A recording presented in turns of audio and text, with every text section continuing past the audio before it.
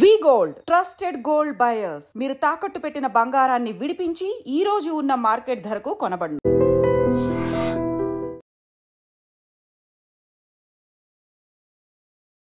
నమస్తే, welcome to I dream. నేను మీ Lakshmi. Corona మళ్ళీ విజృంభిస్తోందా? కోవిడ్ కష్టాలు తప్పవా? ఇప్పటికే ఆంధ్రప్రదేశ్లో కూడా కరోనా పాజిటివ్ కేసులు నమోదవుతూ ఉండటం తీవ్ర భయాందోళన రేపుతోంది. విశాఖలో ఒక వివాహితకు కరోనా పాజిటివ్ ఉంటే కడపలో మరొక 2 పాజిటివ్ కేసులు నమోదవటం ఇప్పుడు ప్రతి ఒక్కరు కూడా ఒక ప్యానిక్లోనికి వెళ్తున్నారు. దీంతోనే వైద్య ఆరోగ్య శాఖ కూడా అలర్ట్ అయింది. మళ్ళీ మాస్క్ తప్పనిసరిగా ప్రతి ఒక్కరు కూడా పెట్టుకోవాలి, సోషల్ డిస్టెన్స్ పాటించాలి. ఒకప్పుడు కోవిడ్-19 సిచ్యువేషన్లో ఏవైతే మనం కేర్ తీసుకున్నామో అవన్నీ తప్పనిసరిగా పాటించాల్సిందే. కోవిడ్ నుంచి దూరంగా ఉండాలి అంటూ అనేక సూచనలు, జాగ్రత్తలు కూడా ఇప్పటికే రివీల్ చేయడం జరిగింది. సో దీనిపైన మాట్లాడదాం. చాలా వరకు కోవిడ్ అనేటప్పటికీ ప్రతి ఒక్కరూ కూడా ఒక రకమైన ప్యానిక్లోనికి వెళ్ళిపోతూ ఉంటారు. రకరకాల ఆలోచనలు ఉంటాయి, రకరకాల డౌట్స్ కూడా ఉంటూ ఉంటాయి. వాటిపైన క్లారిఫికేషన్ తీసుకుందాం. డాక్టర్ వీరేన్ గారు మనతో పాటు ఉన్నారు, ఇన్ఫెక్షన్స్ స్పెషలిస్ట్. నమస్తే డాక్టర్ గారు. సో జనరల్గా ఎన్నో డిసీజెస్ మనం చూస్తూ ఉన్నాం, ట్రీట్మెంట్ తీసుకున్న వాళ్ళు కూడా భయపడరు. కానీ కోవిడ్ అనేటప్పటికీ ఆ సిచ్యువేషన్స్ అందరికీ కళ్ళ ముందు అలా కదలాడుతూ ఉంటాయి, భయం వేస్తుంది.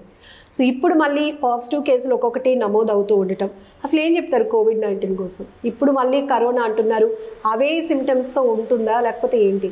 సో కోవిడ్లో భయానికి కారణం అనేది మెయిన్లీ ఒకటి కారణం. ఎందుకంటే ఇది పబ్లిక్కే కొత్త కాదు, డాక్టర్స్ కూడా కొత్త.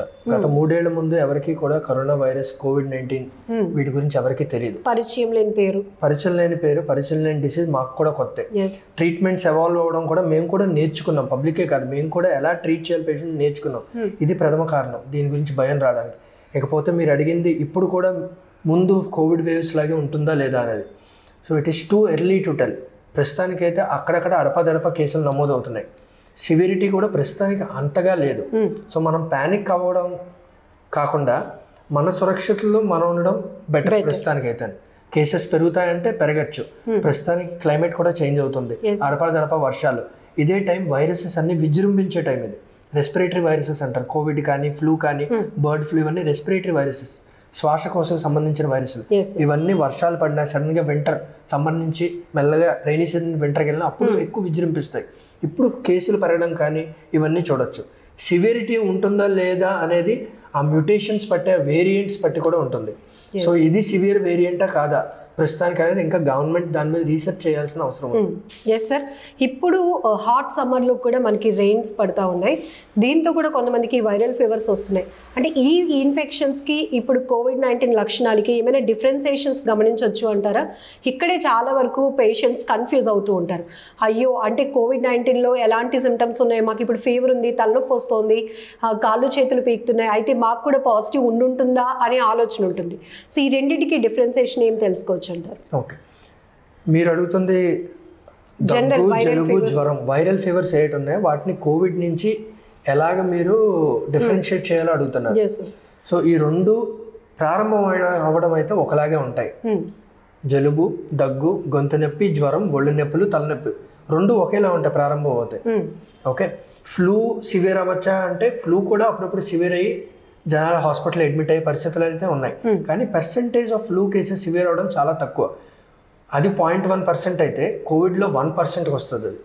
సో ఓన్లీ మనం టెస్ట్ చేసుకోకుండా, పేషెంటే కాదు ఏ డాక్టర్ కూడా ఇది ఫ్లూవే, నార్మల్ వైరల్ జ్వరమే, లేదా ఇది కోవిడ్ అని ఎవ్వరూ చెప్పలేరండి. టెస్ట్ చేసుకోకుండా ఎవరు చెప్పలేరు. ఇప్పుడు టెస్టింగ్ ఎప్పుడు చేయించుకోవాలని మీరు అడిగితే ప్రతి జలుబు దగ్గరికి చేయించుకునే రోజులు ప్రస్తుతానికైతే ఇంకా రాలేదు. లేదు నాకు జ్వరం 3-4 రోజులు దాటిపోతుంది, ఆయాసం వస్తుంది, పల్స్ ఆక్సిమీటర్లో ఆక్సిజన్ తక్కువ అవుతుందంటే ఖచ్చితంగా టెస్ట్ చేయించుకోవడం మంచిది. ఇమీడియట్గా అలర్ట్ అయిపోవాలి, టెస్ట్ చేయించుకోవడం మంచిది. Yes sir. సో కోవిడ్ అనేటప్పటికీ ప్రతి ఒక్కరు వ్యాక్సినేషన్ వేస్తే మనం ఎంత ప్రొటెక్ట్ అవుతామో అని అనుకున్నామో, ఇమ్యూనిటీ పవర్ పెంచుకోవడం కోసం రకరకాల ఎక్స్పెరిమెంట్స్ కూడా చేస్తున్నాం సార్. వాళ్ళు చెప్తున్నారా వీళ్ళు చెప్తున్నారని కాదు, ఫస్ట్ ఏది చెప్పినా మనకి ఇమ్యూనిటీ పవర్ పెంచేసుకుంటామేమో అన్నాం. ఆ కాన్సెప్ట్ కూడా కొంతమందికి రివర్స్ కొట్టింది. సో ఇప్పుడు మళ్ళీ అదే ట్రెండ్లోనికి వెళ్ళకుండా ఏం చెప్తారు? So as an infection specialist, immunity అనేది ఓన్లీ కోవిడ్ కాదు, అన్ని వైరల్ ఇన్ఫెక్షన్కి మన రోగ నిరోధక శక్తి అనేది చాలా ఇంపార్టెంట్. రోగనిరోధక శక్తి పెంచుకుంటే వైరల్ ఇన్ఫెక్షన్స్ రావు అని నేను అన్నాను. ఇప్పుడు ఎవరికైనా కోవిడ్ ఉంటుంది, నా మీద దగ్గితే నాకు వస్తుంది, కానీ అతనిలో సివియరిటీ ఎక్కువ అవ్వచ్చు. కానీ రోగనిరోధక శక్తి అనేది, ఇమ్యూనిటీ అనేది బాగుంటే యాజ్ అన్ ఇన్ఫెక్షన్ స్పెషలిస్ట్ ఖచ్చితంగా నేను చెప్పగలను. మోస్ట్లీ సివియరిటీకి వెళ్ళరు, హాస్పిటల్ అడ్మిషన్కి వెళ్ళరు, ఇది మనం చెప్పగలం. సో రోగనిరోధక శక్తి పెంచుకోవడం మంచిదా అంటే మంచిది, అది కానీ 1 day ప్రాసెస్ కాదు, దానికి ఏదైనా మ్యాజిక్ మెడిసిన్ అంటూ ఏమీ లేదు. ఓవర్ ద టైం మన డైట్లో విటమిన్ సి ఉన్న వెజిటబుల్స్, ఫ్రూట్స్ ఇవన్నీ ఇంక్లూడ్ చేసుకుంటే ఓవర్ 1 to 2 months పెరుగుతుంది. ఇదే కరెక్ట్ టైం అది పెంచుకోవడానికి. సో అందరూ ఫ్రెష్ ఫ్రూట్స్, వెజిటబుల్స్ ఉన్న డైట్ ఇంక్రీజ్ చేసుకుంటే రోజు కానీ అట్లీస్ట్ నిమ్మరసం, మ్యాంగోస్ ఇప్పుడు అవైలబుల్, వాటిలో అన్నింటిలో విటమిన్ సి ఉంటుంది. అవి రెగ్యులర్గా తీసుకుంటే 2 months ఇమ్యూనిటీ బిల్డప్ అవుతుంది. Then chances of you going into severity తక్కువ అవుతాయి. That is so we can protect our cells by increasing our immunity. Sir, generally seasonal infections అనేటప్పటికి చాలా రకాలు చూస్తూ ఉంటాం. సో ఇప్పుడు పిల్లల్లో ఎక్కువగా మనం చూస్తూ ఉన్నాం. ఎలాంటి ఇష్యూస్ ఉన్నాయి? సో ప్రస్తుతానికైతే మీరు ముందు వచ్చిన కోవిడ్ వేవ్స్ చూస్తే 2 ఏజ్ గ్రూప్స్ మెయిన్గా చెప్పారు. బాగా చిన్నపిల్లలు, వృద్ధులైన వాళ్ళు, వీళ్ళకి బాగా ఖచ్చితంగా సివియరిటీ వస్తుందని చెప్పారు. ప్రస్తుతానికి కేసులు తక్కువ ఉన్నాయి కాబట్టి కమెంట్ చేయడం కొంచెం కష్టం. చిన్నపిల్లలకి ఇంకా ఈ కొత్త వేరియంట్లు చిన్నపిల్లల్ని ఎక్కువ ఇచ్చేస్తే కమెంట్ చేయడం కష్టం. కానీ ఒకటి మాత్రం చెప్పగలం, ఎప్పుడైతే ఇమ్యూనిటీ తక్కువ ఉంటుందో, అంటే చాలా డిసీజెస్ ఉంటాయి వాటిలో ఇమ్యూనిటీ తక్కువ ఉంటుంది. షుగర్ ఉన్నవాళ్ళు, హార్ట్ ప్రాబ్లం ఉన్నవాళ్ళు, ఆల్రెడీ కిడ్నీ ప్రాబ్లమ్స్ ఉన్నవాళ్ళు, డయాలిసిస్ మీద ఉన్నవాళ్ళు, ఇంకేమైనా ఇమ్యూన్ రిలేటెడ్ డిసీజెస్, రొమటలాజికల్ డిసీజెస్ అంటారు, ఆటో ఇమ్యూన్ డిసీజెస్, అవి ఉన్న వాళ్ళకి ఇమ్యూనిటీ ఎలాగో తక్కువ ఉంటుంది. ఆర్ ఇమ్యూనో సప్రెసెన్స్ వాడేవాళ్ళు, చాలా మందికి ట్రాన్స్ప్లాంట్లో అవేవో మార్పిడి చేస్తారు, వాళ్ళకి ఇమ్యూనిటీ సప్రెస్ చేస్తారు, మెడిసిన్స్ ఇస్తారు. వాళ్ళందరికీ అండ్ వృద్ధులకి వీళ్ళకి వస్తే మాత్రం సివియరిటీ ఎక్కువ ఉండే ఛాన్స్ మళ్ళీ ఎక్కువ ఉంది. చిన్నపిల్లలకి ఇంకా ప్రస్తుతానికి తెలియదు కాబట్టి మనం అంత ఎక్కువ దాని గురించి మాట్లాడకూడదు. కేసులు పెరిగే కొద్దీ మనకు అర్థమైపోతుంది. సో మీరు అన్నారు COVID-19 ఫస్ట్ టైం వచ్చినప్పుడు డాక్టర్స్కి కూడా అదొక experiment. So how to treat అనేది మీరు కూడా నేర్చుకొని మాకు చెప్పడం వల్ల మేము అలర్ట్ అయ్యాం.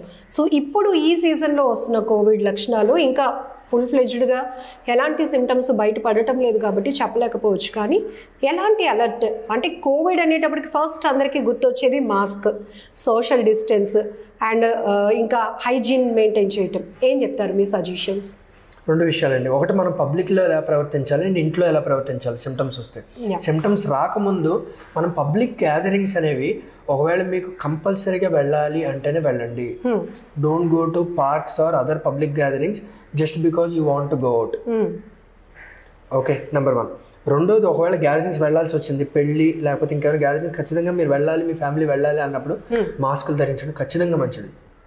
అక్కడ ఎవరికైనా జలుబు దగ్గుంటే ఖచ్చితంగా వాళ్ళ నుంచి కొంచెం దూరంగా ఉండడం మంచిది. రెండోది, మీకు వస్తే సిమ్టమ్స్ మీరు ఎలా చేస్తారు, మిగతా వాళ్ళని ఎలా కాపాడుకుంటారు. మీకు ఏ సిమ్టమ్స్ స్టార్ట్ అయినా, జలుబు దగ్గుతో స్టార్ట్ అయ్యాం అనుకుంది, అది 3-4 రోజులకి ఎక్కువ అవ్వచ్చాము, కానీ మొదటి 3-4 రోజుల్లో కూడా మీరు మిగతా వాళ్ళకి ఇచ్చే ఛాన్స్ అయితే ఖచ్చితంగా ఉంటుంది. సో మీరు ఖచ్చితంగా మాస్క్ వేసుకుని ఇంట్లో కూడా. అండ్ మీరు కోవిడ్ వేవ్స్ గుర్తుంచుకుంటే ఎవరికైతే సిమ్టమ్స్ ఉన్నాయో వాళ్ళు ఒక రూమ్ లో పరిమితం అయ్యేవారు. అది ఇప్పుడు కూడా పాటించడం మంచిది. టోటల్ ఐసోలేషన్ అని మనం అలా భయపెట్టాల్సిన అవసరం లేదు జనాలు, కానీ జాగ్రత్త ఖచ్చితంగా అవసరం.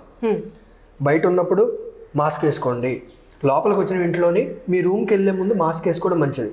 మీరు ఒకే టేబుల్ దగ్గర అందరూ భోజనం చేసినా సరే ఆ డిస్టెన్స్ చాలు మనం రావడానికి. సో వాళ్ళు వేరేగా ఉన్న సిమ్టమ్స్ తగ్గే వరకు, లేదు నాకు సిమ్టమ్స్ పెరుగుతున్నాయి, 4 రోజులు అయిపోయింది జ్వరం తగ్గలేదు, 5 రోజులు అయిపోయింది జ్వరం తగ్గలేదు, టెస్టింగ్కి వెళ్ళడం మంచిది. అప్పుడే చెప్పారు డాక్టర్స్ అందరూ కూడా, మాస్క్ అనేది మన లైఫ్లో ఇంకా ట్రావెల్ అవ్వాల్సిందే అని. కాకపోతే కాస్త రిలాక్స్ అయ్యాం కాబట్టి మాస్క్ల ఊసలేదు, ఇప్పుడు మళ్ళీ స్టార్ట్ అవుతోంది. ఒకవేళ మనకి ఫీవర్ వచ్చినా మనం మాస్క్ ఇంట్లో పెట్టుకుంటే పక్కన ఉన్న వాళ్ళు ఎవరైనా అయ్యో వీళ్ళ ఇంట్లో కోవిడ్ కేసు ఉందేమో అని అనుకుంటారేమో అని చెప్పి చాలా వరకు ఇలాంటి కేర్ తీసుకోవడానికి కూడా అలా భయపడుతూ ఉంటారు. బట్ వెరీ క్లియర్గా మీరు ఏం సజెస్ట్ చేస్తారు?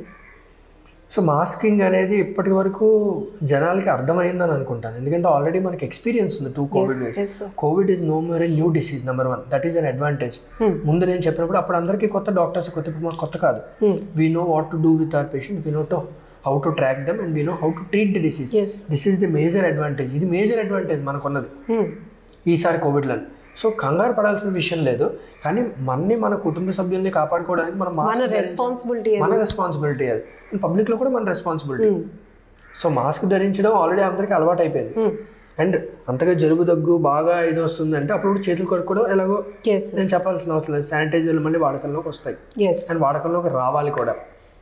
అండ్ మీరు హాస్పిటల్స్ ఎక్కడైనా ఎవరైనా అడ్మిట్ అయినప్పుడు కూడా హాస్పిటల్స్లో ఉంటాయి ఖచ్చితంగా మాస్క్, శానిటైజర్, ఈ రెండు అందరూ వాళ్ళ షేప్లో పెట్టుకుని తిరగాల్సిన టైం వచ్చేసింది. ఎస్ సార్, మీరు ఎక్స్క్లూజివ్లీ ఇన్ఫెక్షన్స్కి ట్రీట్ చేస్తూ ఉంటారు కాబట్టి, స్పెషలిస్ట్ కాబట్టి, ఇన్ఫెక్ట్ అయిన తర్వాత ట్రీట్మెంట్ ఇది సెకండ్ థింగ్. కానీ అసలు ఇన్ఫెక్షన్స్ ఎందుకు వస్తాయి సార్? జనరల్గా మనం చేసే మిస్టేక్స్ ఏంటి డైలీ లైఫ్లో? అంటే ఇన్ఫెక్షన్స్ వచ్చాక సివియర్ అవ్వడం రెండు విషయాలు మేడం. ఇన్ఫెక్షన్స్ రాకుండా ఉండాలంటే మన రోగ నిరోధక శక్తి కానీ మన హెల్త్ కానీ పీక్ లెవెల్స్లో ఉండాలి, పారామౌంట్ లెవెల్స్లో ఉండాలి. అప్పుడు ఇన్ఫెక్షన్స్ మ్యాక్సిమం మనం ప్రివెంట్ చేయగలం. అలాగని ఇప్పుడు దోమ కొడితే మలేరియా వస్తుందంటే వస్తుంది, మీ ఇమ్యూనిటీ ఎలా ఉన్నా మలేరియా వస్తుంది మేడం, ఎలా ఉన్నా వస్తుంది. సో మిగతా ఈ వైరసెస్ లాంటి వాటిని కొంచెం మనం కాపాడుకోవడం. అండ్ ఒకవేళ ఇన్ఫెక్షన్ వచ్చినా సివియర్గా ఉండకూడదు అంటే మీ ఇమ్యూనిటీ బాగుండాలి.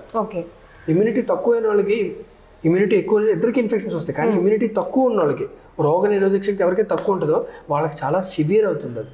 సో సివియర్ అవుతే లైఫ్ థ్రెటనింగ్ ఉంటుంది.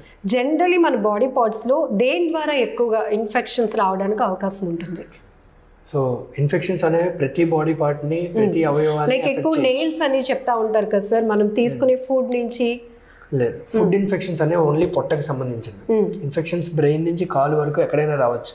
బ్రెయిన్ ఇన్ఫెక్షన్ బ్రెయిన్ ఫీవర్ అని పిలుస్తారు, ఎన్కెఫలైటిస్ అని పిలుస్తారు, బ్రెయిన్ ఇన్ఫెక్షన్ అది.